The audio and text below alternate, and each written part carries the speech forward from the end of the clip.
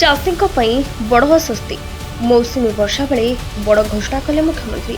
50,000 ପରିବର୍ତ୍ତେ ଚାଷୀଙ୍କୁ ମିଳିବ 2 ଲକ୍ଷ ପର୍ଯ୍ୟନ୍ତ ଲାଭ। କୃଷି ଋଣ ପରିଶୋଧ ପାଇଁ ଥିବା ମୁଖ୍ୟ ସର୍ତ୍ତ ହଟାଇ ଦେଇଛନ୍ତି ସରକାର।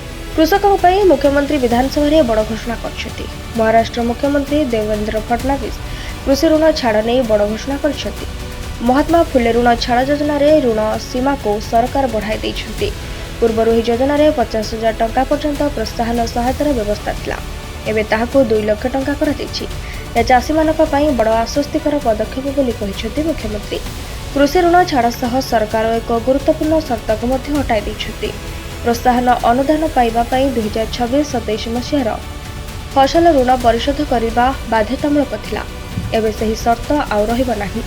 ଏହି ସର୍ତ୍ତ କାରଣରୁ ଯୋଜନାରୁ ବଞ୍ଚିତ ହେବାକୁ ଥିବା ଅନେକ ଚାଷୀ ଏବେ ଉପକୃତ ହୋଇପାରିବେ। ମୁଖ୍ୟମନ୍ତ୍ରୀ ଦେବେନ୍ଦ୍ର ଫଡନାଭିସ୍ କହିଛନ୍ତି, କୃଷି ଋଣ ଛାଡ଼ କୌଣସି ଚାଷୀଙ୍କୁ ଧନୀ କରେ ନାହିଁ, କିନ୍ତୁ କଠିନ ସମୟରେ ସେମାନଙ୍କୁ ସାହୁକାରଙ୍କ ଚକ୍ରବ୍ୟୂହରେ ପଡ଼ିବାରୁ ରକ୍ଷା କରେ। ବିଧାନସଭା ନିର୍ବାଚନ ସମୟରେ ଚାଷୀଙ୍କୁ ଦିଆଯାଇଥିବା ପ୍ରତିଶ୍ରୁତି ପୂରଣ ପାଇଁ ଏହି ନିଷ୍ପତ୍ତି ନିଆଯାଇଥିବା କହିଛନ୍ତି ମୁଖ୍ୟମନ୍ତ୍ରୀ। କୃଷି ଋଣ ଛାଡ଼ ସର୍ତ୍ତ କୋହଳ କରିବାକୁ ମହାୟୁତିର ଅନେକ ବିଧାୟକ ଲଗାତାର ଦାବି କରିଆସୁଥିଲେ। ରାଜ୍ୟର ବିଭିନ୍ନ ସ୍ଥାନରେ ଚାଷୀମାନେ ମଧ୍ୟ ସର୍ତ୍ତଗୁଡ଼ିକ ବିରୋଧରେ ଆନ୍ଦୋଳନ କରିଥିଲେ। ବିଧାୟକ ରୋହିତ ପାୱାର ମଧ୍ୟ ଚାଷୀଙ୍କ ଦାବିକୁ ନେଇ ହରତାଳ କରିଥିଲେ।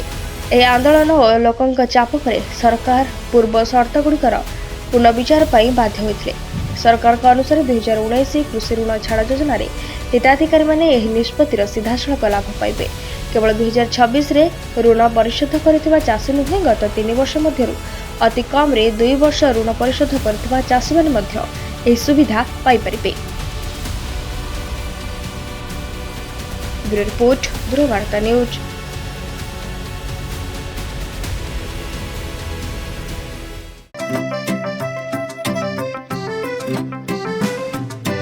DSG चाहता है चलो कुछ ऐसा करेंगे, देश की शान है हम, शानदार रहेंगे, शानदार रहेंगे। TSG गुरुकुल गोठपाटणा भुवनेश्वर।